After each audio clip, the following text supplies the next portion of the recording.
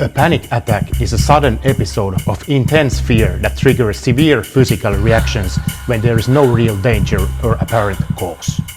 Your heart pounds, you can't breathe, and you may feel like you're dying or going crazy.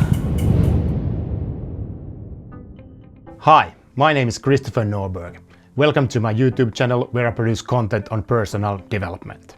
In today's video I will talk about panic attacks. What is a panic attack and how do you know if you're having one? I will also share 3 tips on how to cope with panic attacks combined with my own experiences suffering from them. So let's get into it. What triggers panic attacks?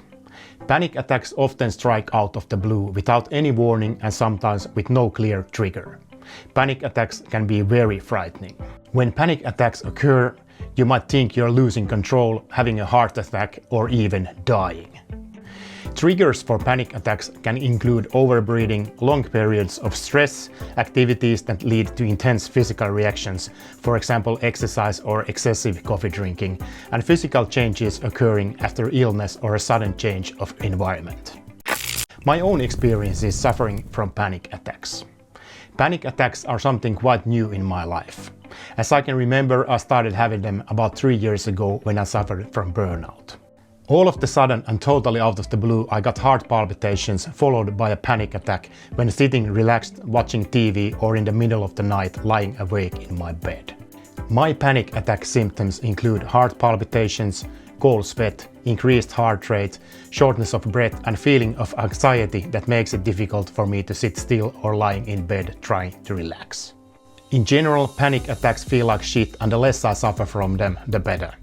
But every now and then I do get them, and next I will share my 3 tips on how to make that experience a little less scary. Tip number 1. Get up and start moving.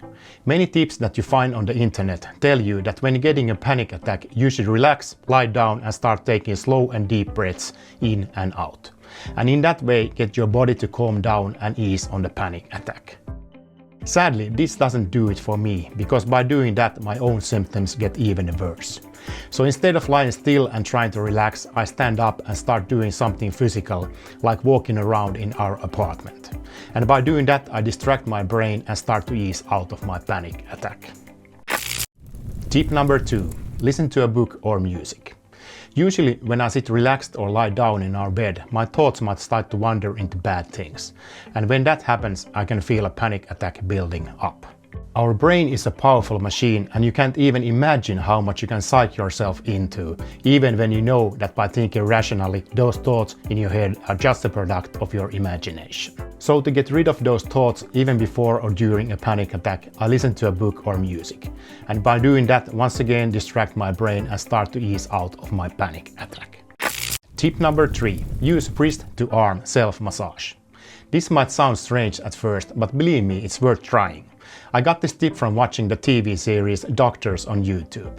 In one episode, the doctors were discussing about panic attacks and how to cope with them, and one of the experts shared his experiences on doing wrist-to-arm self-massages. I tried that out myself at the same time when doing tip number 1, walking around in our apartment, and tip number 2, listening to a book or music. And I must say that really helped me and got me in a relaxed mood and out of my panic attack much faster. So there you have it, an intro to panic attacks and my 3 tips on how to cope with them. I hope you enjoyed this video and learned something new and useful. I'm also interested in your experiences on panic attacks and what you do to cope with them. So please share your tips in the comments down below. Thank you for watching and see you in the next one.